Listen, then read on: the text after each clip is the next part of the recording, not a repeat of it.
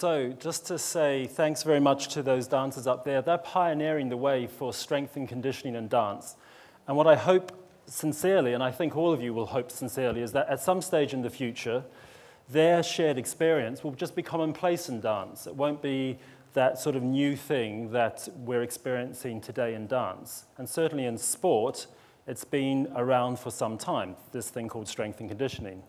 So what I'm going to do today in this session is just set the scene a little bit for the rest of the day, give you a little bit of background about my experience of strength and conditioning, go through a little brief history, just the potted history, so you understand sort of where it's come from, look how strength and conditioning is used in sport and how it's applied in dance at this moment in time, a little bit around what we're doing at the Royal Ballet with strength and conditioning, and then finally, just sort of signposting how to get you to good strength and conditioning coaches who are in the country at the moment.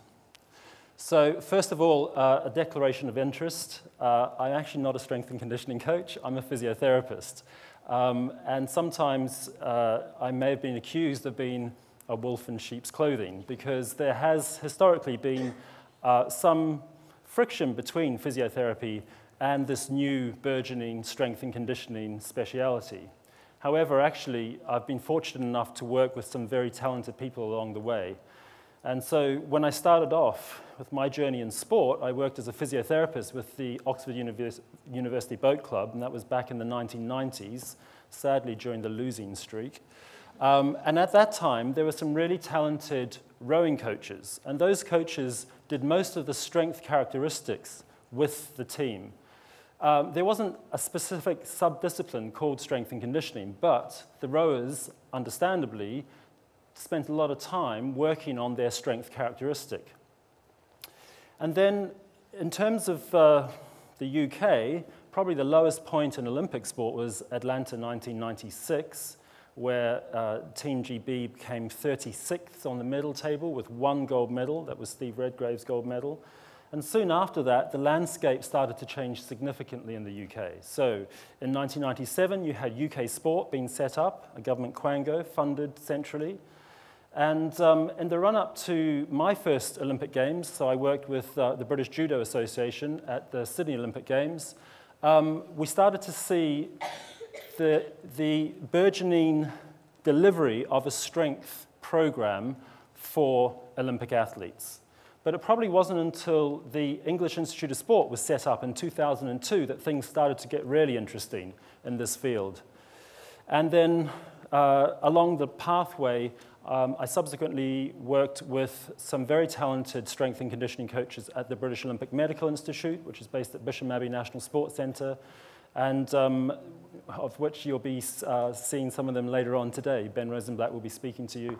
And actually, through this journey, I've discovered this huge amount of respect for my colleagues who work in the subdiscipline of strength and conditioning.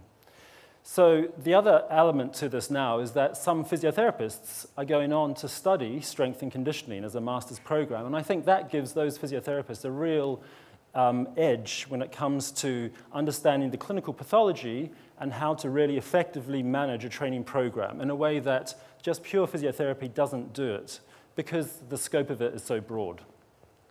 So what is strength and conditioning?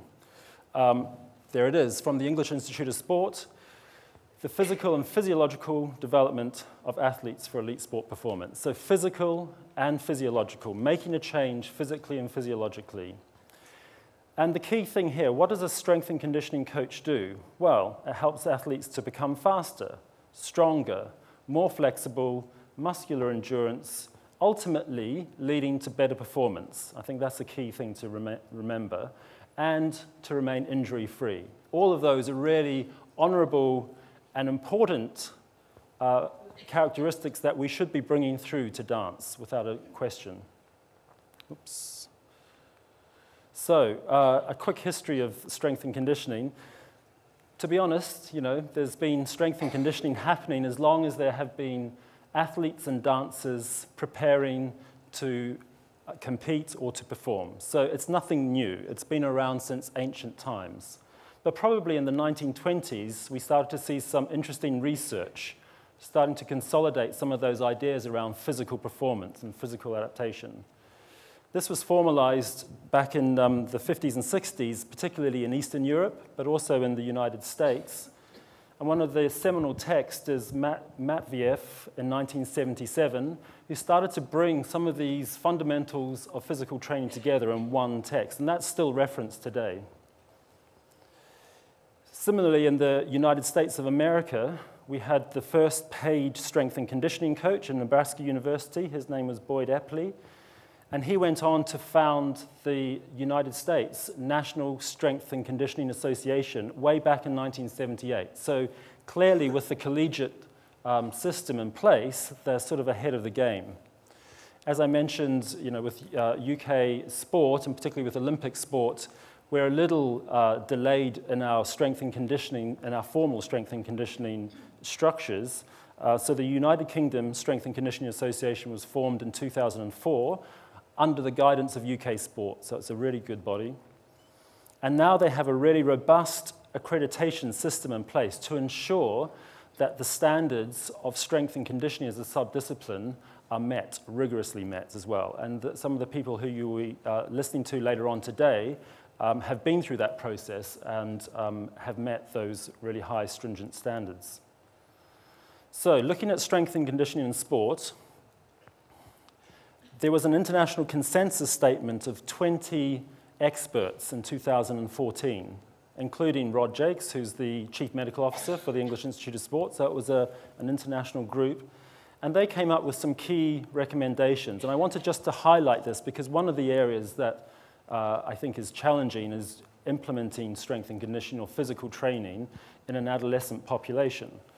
But I think the key thing here is that, a strength resistance program is essential, I like that word, essential component of preparatory training programs for aspiring young athletes. Just delete athletes and put dancer, and I hope that in a few years' time we'll be in the same place as that. The other element was this concept around qualified professionals, and I'll come on to that at the end. So, as with any new and developing subdiscipline or specialty, there are a lot of people jumping on the bandwagon who have an interest in it, and I don't doubt that they're passionate about it. But I think what we're trying to do, particularly the thing that's happened in sport and increasingly will have to happen in dance, is that you need to understand the people you're working with and how they've got to where they've got to in their training and standards. So I'll touch on that at the end as well. So, just summarizing it up in sport, strength and conditioning has become its own subdiscipline now. It is integrated into the heart of delivery for elite athletes. So all of Olympic sports will have some degree of strength and conditioning delivery to them. It's at varying levels, so British rowing, who get, I think, something like £12 million a year of lottery funding, have a huge strength and conditioning program to deliver to them. Basketball has a small strength and conditioning delivery, but they all understand the importance of adding that into the heart of what they're doing as athletes. I'll touch on this idea of an interdisciplinary model in a second. With strength and conditioning, there's also a myth that maybe strength and conditioning is only associated with healthy dancers or healthy athletes. Strength and conditioning plays a part in the whole continuum of healthy and injured athletes, as it should with dancers. And towards the end of my talk, I'll talk about some of the objectivity we're putting around dancers when it comes to strength and conditioning. And strength and conditioning coaches who've gone through the science background have a really good way of understanding and objectifying measurable improvements in a way that I think is so important in dance, but is a relatively new concept in dance. But in sport, of course, we're talking about that 0.02 of a second that will be the difference between gold and fifth often. So, you don't have to lift a weight to get strong. There are lots and lots of different ways to manipulate the physical parameters to create that strength characteristic. And again, I'm not even going to start on touching on that, but this afternoon, please spend some time, ask questions, drill the specialists who'll be talking to you this afternoon, because they've got some incredible knowledge and thoughts and ideas and enthusiasm for how strength and conditioning can be applied in a dance population. I'm just throwing this out here, and I'm going to pass this on to Matt shortly to talk about. Does strength training necessarily mean you're going to end up looking like this? And how does strength training equate to a ballerina? Well, Brian will back me up on this. You don't end up bulking up from strength training. Our dancers at the Royal Ballet are in the gym lifting weights, and so it's about understanding how you manage that process, and that'll be in the next talk. But the other challenge that we come up against is, well, you know, we understand about sport, we understand about strength and conditioning, but this is dance, you know, and you don't really understand dance. So my challenge back is that actually what we're trying to create is artistic excellence, that incredible ability to go out on stage and wow an audience and to leave 2,300 people spellbound. How does that happen? How do you achieve artistic excellence? Well, that's the pinnacle of the pyramid. Everything else underneath has to be completely rock solid. So if you're not doing a regular class, if you're not in there working hard on your training day in, day out, then of course you're going to have a shaky foundation. The rehearsal has to be solid. Coaching, we have a team of very talented coaching staff at the Royal Ballet, and that has to be appropriate for the needs of the dancers. And then underneath all of that, you know, your motor control through Pilates, strength, endurance, balance, and flexibility, all of that pyramid has to be rock solid. And if any part of that pyramid is slightly shaky, then when you're out front doing a lift, if you're out front on point, if you're out front, then maybe you're not going to be completely focused in on artistic excellence. So what we're trying to do with the strength training at the Royal Ballet is make sure that this pyramid, the base of the pyramid, is rock solid. So then it frees the dancers up to create artistic excellence. I mentioned this briefly. There are two strands with strength and conditioning. You have strength and conditioning delivery to healthy dancers, and this is all about trying to improve performance. And then strength and conditioning is also an integral part of injury management. So these are some of the challenges that I've come across in my time. So I've been at the Royal Ballet for 2 years. This idea of the fear of building muscles. If I lift weights, I'm going to end up building muscles. I really hope that by the end of today, we will have dispelled that myth entirely. And you'll go away and spread the news that you can lift weights, you can create strength characteristics without building muscles. There is this idea about the dance aesthetic. Does a heavier, stronger dancer necessarily equal a poor dance aesthetic? And again, we've still got some work to do on that, particularly in classical ballet, but we're slowly trying to challenge that to say, actually, it doesn't change the aesthetic at all.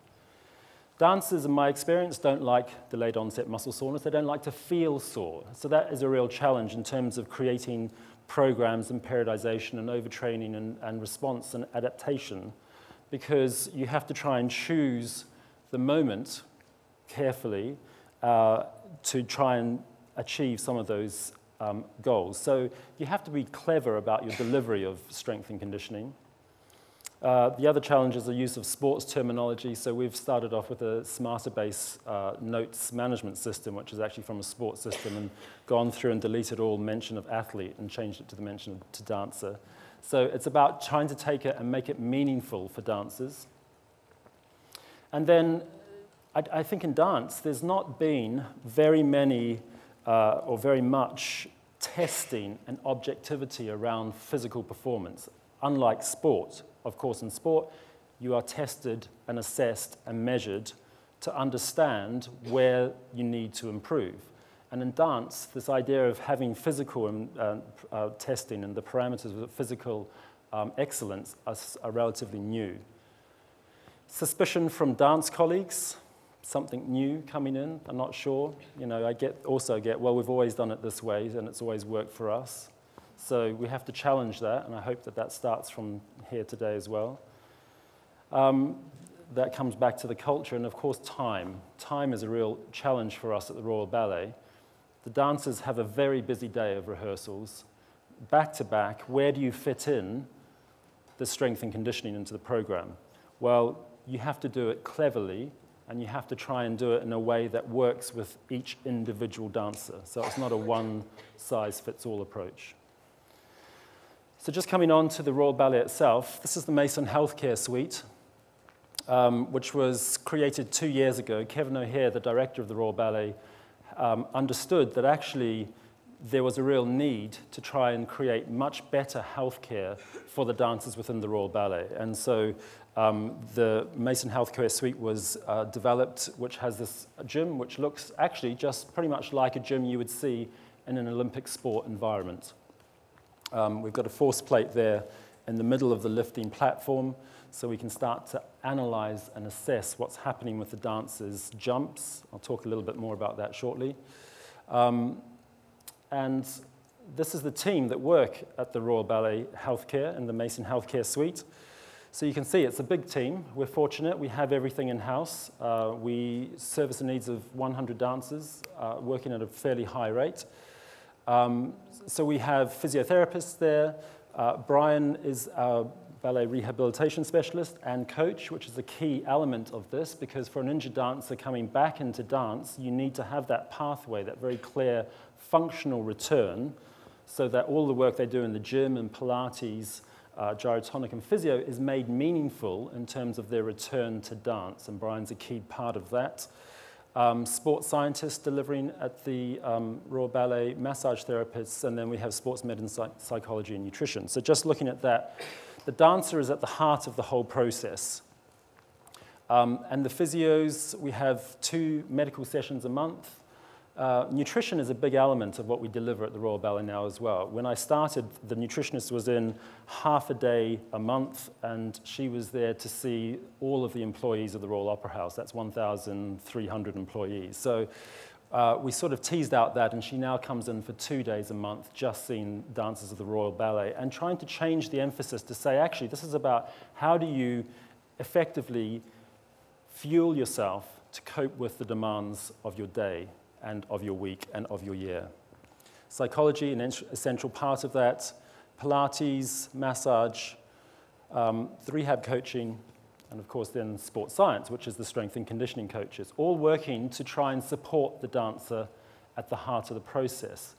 But I alluded to this before, it's one thing having a multidisciplinary team, but if all of those subspecialties work in silos, then you will be ineffectual in your delivery of both rehabilitation and performance gains for dancers. So the key to this is blurring the boundaries, understanding that physios are interested in strength and conditioning. Strength and conditioning have a good working knowledge of pathology and clinical application, that the psychologist is integral to the part, nutrition is included. So we spend a lot of time and effort trying to make sure we have multidisciplinary meetings, interdisciplinary working within the team. And there's still some way to go on that, but it's a work in progress. So that's certainly the model that we would try and aspire to. So we've had sports science at the Royal Ballet since 2009. We're fortunate that the sports science delivery was funded and supported by the Quercus Trust, and currently the sports science is being delivered by Occlusion Training. So at the Royal Ballet, we have dancers who are coming in. They're seeing the sports scientists, the strength and conditioning coaches, and they are given programs to try and improve their performance, whether that's so that they can lift more confidently, whether that's a calf strengthening program so that the women can stay on point more effectively. Whatever focus for that performance gain, the dancers will then start to feed into the gym. We also do a lot of testing now in the Royal Ballet and a lot of profiling. I'll talk a bit more about that shortly. Sports science and strength and conditioning is integral to that.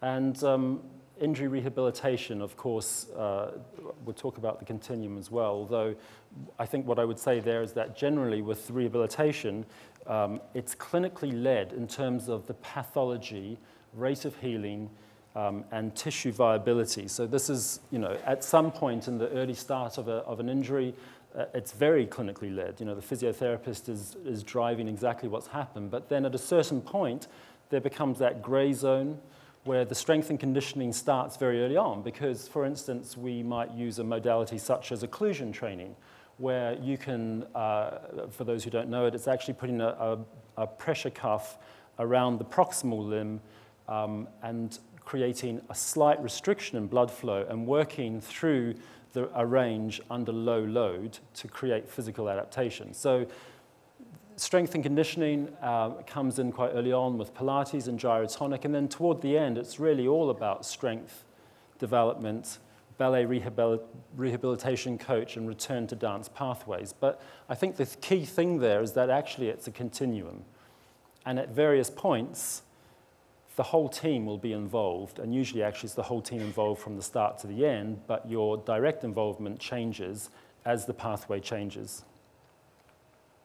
This is just a quick overview of what a rehab program looks like. Sorry, you can't actually see that, but what we do here is, again, trying to create this interdisciplinary working model so that every part of the team understands week by week what's happening for an injured dancer and how they're progressing along a very structured return to dance pathway.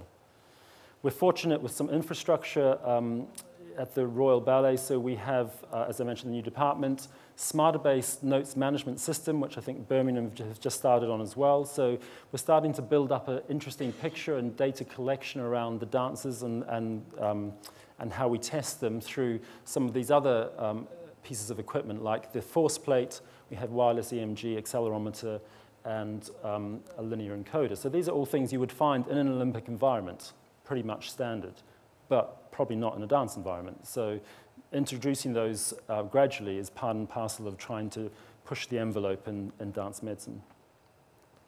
Just a quick talk about profiling. It's an area that we've been working on now for about 4 years, and we have now 2 full seasons of data collected on SmarterBase.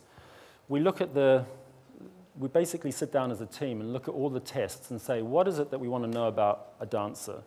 We go to the dance staff and say, what is it that you want to know about a dancer? And then from that, we come up with a series of tests that are meaningful, valid, reliable, and reproducible. So in this last season, we reviewed the whole testing process again, and we came up with these tests.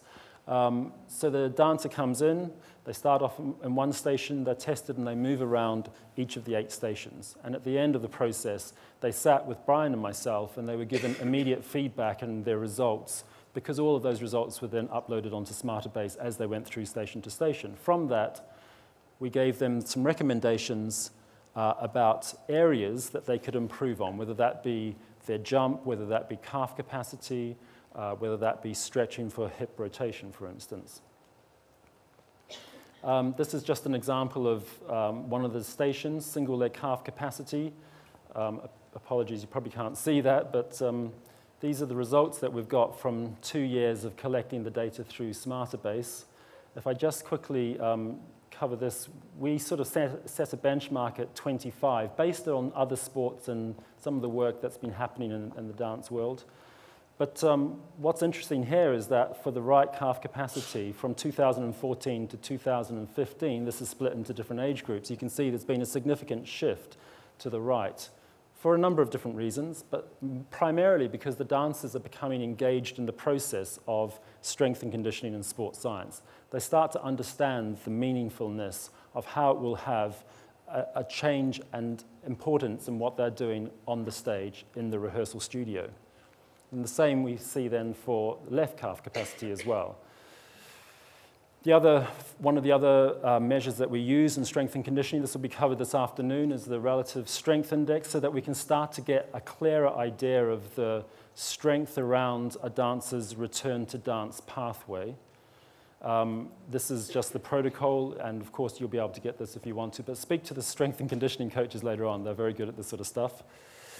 And then finally, I just wanted to quickly cover off a case study so you can understand how we're pulling strength and conditioning and also that objective testing in and around dancers at the Royal Ballet. So this was a 32-year-old male dancer who had a significant osteochondral lesion in his right knee. So that's damage to the cartilage, significant damage to the cartilage in his knee. And really, that's probably a career-threatening injury. He had a 9-month rehabilitation program. And his return to dance pathway was very much driven by this objective testing and objective measurement so that we could understand at each point, was he ready to progress to the next stage? And I think the main thing really was that at the end of all of this, the artistic staff and the director came back and said, he looks great. He's actually dancing better than he did before he went off.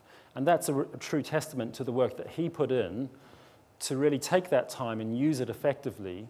And he understood how the final result needs to be broken down into all those small stages. So just some of the data around this. We looked at this in terms of his relative strength index, and initially when we tested it, we set the benchmark at 150. That's 150% of his body weight. And then you can see there with that strength and conditioning programming, he's come up above that and is consistently now above our benchmark. But we can also now use that on an ongoing basis because, of course, an osteochondral defect in his knee means that for the rest of his dancing career, he'll have to be careful about that knee. He'll have to look after it. He'll have to do the strength characteristics. And we test them on a regular basis to make sure that that remains in a tolerance level that we're happy with. And if we start to see that on a downward slide, then that may be an early warning sign that actually something's going wrong. Oops, sorry. We also looked at the single leg squat jump data. So this is when a squat jump is when you go down, hold still, and then power up. So it's a test of power, really. And here you can see the right knee, which was his injured knee, slowly coming together so that in January, actually, he was creating a similar amount of power to his left knee. And the chart on the right-hand side just shows actually it comes above that left knee as a baseline. So again, we can start to measure and just understand what's happening during his jump, particularly for this type of pathology. And a single leg counter movement jump is much more natural jump. It's going down and then driving up off of the force plate. So this is looking at heights for his counter movement jump. And again, looking at it in relation to his uninjured side, his left leg. So, and the final slide here is just looking at double leg counter movement jump. And what we're able to do now, because we have some of the technologies and smarter bases, we're able to say, well, you know, what's the optimum? So that's the green line is optimum. We set a benchmark down at 40 centimeters for a double leg counter movement jump. And then we've got a company average across all of the men, and that sits there just at 44 centimeters. And then what is this dancer's double leg counter movement jump looking like? And is it consistently above our benchmark? Is it consistently above company average? So this is sort of the value of what we're doing, looking at the objectivity and testing around the strength characteristics of dancers. And then my final slide is how do you access good strength and conditioning in dance? Well, probably start by gaining knowledge. There's a very good text there, which is called High Performance Training for Sports by David Joyce and Dan Lewingdon. But I alluded to the UK Strength and Conditioning Association. Now, they have over 2,700 members, the majority of which are associate members. So you don't have to pass an exam to become an associate member of the UK Strength and Conditioning Association. However, if you do choose to sit the accredited pathway, and I think there are about 560 accredited UK SCA members now, then they will have the letters ASCC after their name, and you will know that they've been through a very rigorous process to understand their knowledge around strength and conditioning. And finally, you know, look at your local university links as well. Look for universities who are delivering strength and conditioning as a program, and then make links with them and start to work with them to understand better how they can help in dance. And my experience of strength and conditioning coaches is a really keen, incredibly talented, and delighted to be able to help out in the dance world. Thank you.